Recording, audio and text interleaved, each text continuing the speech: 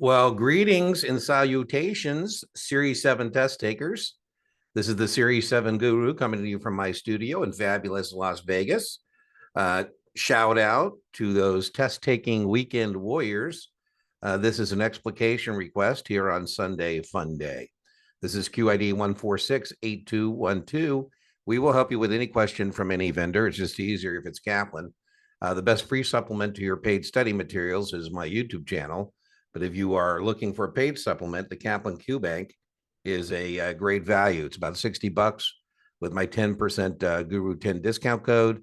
I highly recommend that. I highly recommend the quick sheets as well. That's about $20. And for that commercial, you get free looks at Kaplan content.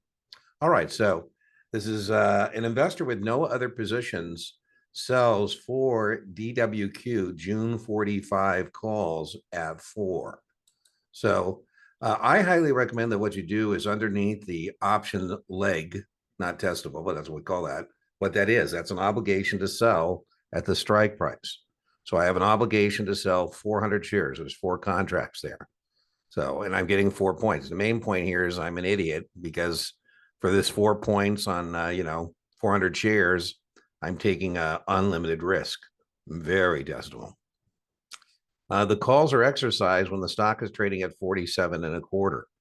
So we could have done our break even here, just memorize 45 plus 4, 49. I'm bearish. It looks like this is going to be a profit. But, the problem with memorization is a lot of times people don't know how to set it up. So I highly recommend that if you get good at contract specifications and you can track the money in and out of the account, you don't have to memorize anything. You can just, do the T and see how that looks. So let's fire up the T. That's my mantra. The T is tried and true. So I don't know why people don't want to use something that works, right? They will never fail you. All right, so we're going to fire up our T. And here's our T. I like to use dollars out, dollars in. Some people like to use, pluses or minuses, whatever floats your boat. I don't really like pluses and minuses because it's very easy to transpose things. Again, another recommendation, our time together is a buffet. Take what you like, leave what you don't. I believe in doing things on a per share basis because if you don't do it on a per share basis, oh my God, you got all kinds of zeros floating around. So what I like to do is on a per share basis, track the money in and out. And then at the end, remind myself that I have 400 shares. All right, so now we're going to do what we call our setup, right? Here's our setup. We brought in 4 points. Again, I'm doing this on a per share basis, so I'm not going to put $400 in there. I'm not going to times it by 4 and put $1,600 in there. I'm going to do it on a per share basis. All right, so that's my setup. The calls are exercised. So that means I had to deliver the stock at 50.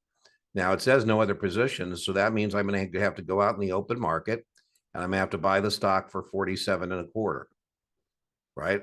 Exercise means I'm going to then deliver that stock at the strike price, which is 45. So, I did my initial setup and then I did what the question said. And now I simply net those two and say, okay, well, at the end of the day, it looks like I have more money in than money out. If I net those two numbers, what I have is $1.75 is the difference between those two numbers, as you can see here on the bottom. Let me just box that for us. And then I do that math at the end. So what I mean by doing it at the end, let me just get a different color here. Times 4 contracts.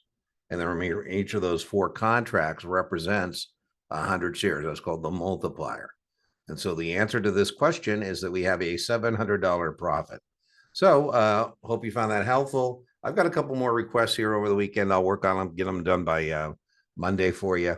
And remember, inch by inch, your Series 7 is a cinch, yard by yard, your Series 7 is hard.